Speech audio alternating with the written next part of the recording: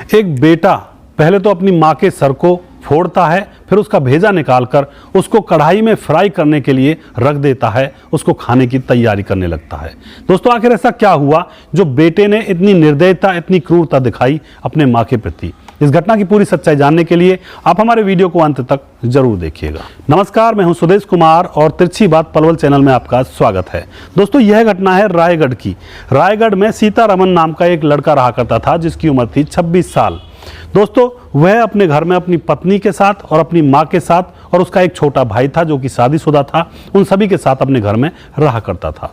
लेकिन दोस्तों उसको शराब पीने की बहुत बुरी आदत थी। वह शराब पीता हुआ घूमता फिरता था और उसकी पत्नी उसकी माँ के साथ मेहनत मजदूरी किया करती थी।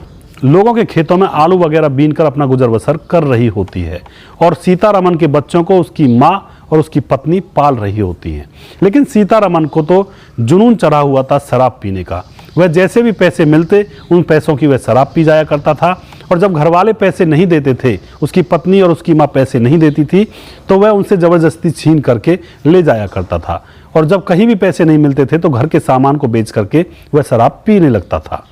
दोस्तों इसी तरह से उनका माहौल चल रहा होता है और जो सीतारमन का छोटा भाई होता है वह उसकी रोज रोज के इस झगड़े से, रोज रोज के इस हिसाब किताब से परेशान होकर वह अलग मोहल्ले में घर लेकर रहने लगता अपनी बीवी बच्चों को लेकर। दोस्तों इसी तरह से उनका समय गुजर रहा होता है। जो सीतारमन की माँ और पत्नी है वह दिन में मजदूरी करने के लिए जाती हैं और उसके ही बच्चों का भरण पोषण कर रही होती हैं। 2 बच्चे होते हैं सीतारमन को और उनका भरण पोषण उन बच्चों की दादी और उनकी माँ कर रही होती है।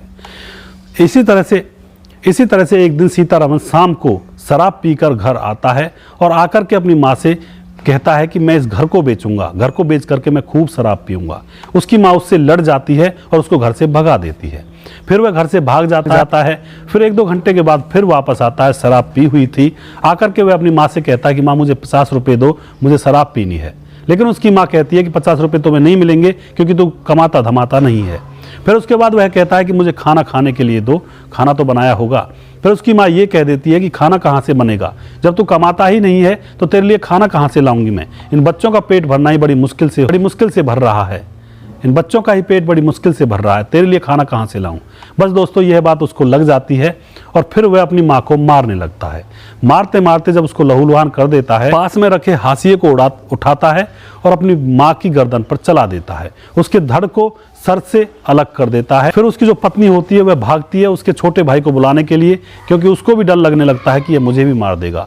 इतने उसकी पत्नी छोटे भाई को बुलाने के लिए जाती है, इतने वह अपनी माँ के सर को काट करके एक लकड़ी पर उसके सर को रखकर और माथे पर से हाशिए से चीर देता है और उसका भेजा अलग कर देता है। जैसे भेजा निकलकर बाहर आ जाता है, उस भेजे को वह कढ़ाई में फ्राई करने लगता है। भेजा को पकाकर उसको खाने की तैयारी करने लगता है। दोस्तों इतने में उसका छोटा भाई आ जाता है और वह अपने छोटे भाई को देखकर वहां से भाग जाता है। छोटे भाई का और उसकी पत्नी का, उन बच्चों का रो रो कर बहुत बुरा हाल हो जाता है। गांव वाले इकट्ठे होते हैं, पुलिस को बुलाया जाता है, सारी घटना बताई जाती है। पुलिस सीतारमन को गिरफ्तार कर लेती है और फिर जब उसकी डॉक्टरी होती है तो डॉक्टर बताते हैं कि इसका मानसिक संतुलन खराब है, बिगड़ा हुआ है। तो दोस्तों आप ऐसे बेटे से क्या कहना चाहोगे? मानसिक संतुलन खराब था तो सबसे पहले तो उन घर वालों की ये गलती थी कि उनको पागल खाने रखना चाहिए था उसको, और अगर नहीं भी रखा था तो थोड़ा सा सतर्कता से, सावधानी से उन लोगों को रहना चाहिए था। तो इस बेटे ने निर्दयता से अपनी माँ के सर को काटकर उसके भेजे को निकालकर कढ़ाई में डालकर पकाने की तैयारी की। आप क्या कहना चाहोगे ऐसे बेटे के ऊपर, और क्या आप कहना चाहोगे कि उसको सज़ा मिलनी चाहिए या नहीं मिलनी चाहिए? या फिर कुछ लोग कहेंगे वो तो पागल है, उसको सज़ा नहीं मिलनी चाहिए। तो आप अपनी राय कमेंट बॉक्स में ज़रूर लिखें। माँ और बेटे का पवित्र रिश्ता होता है जो कि जन्मों जन्मों के संयोग से मिलता है। किसी जन्म में अगर माँ बेटा अपने रिश्ते को नहीं निभा पाते हैं तो इसका मतलब ये है कि पिछले जन्म में कोई दुश्मनी होगी या फिर बहुत ही लानत है उनके ऊपर, जो इस तरह से अपनी माँ के साथ, अपने पिता के साथ जो कांड कर देते हैं। तो दोस्तों आप अपनी राय कमेंट बॉक्स में ज़रूर लिखें और हमारे चैनल को सब्सक्राइब जरूर करें। हम आपके बहुत बहुत आभारी रहेंगे। नेक्स्ट वीडियो में जल्दी फिर से लेकर आऊँगा किसी सच्ची घटना के ऊपर।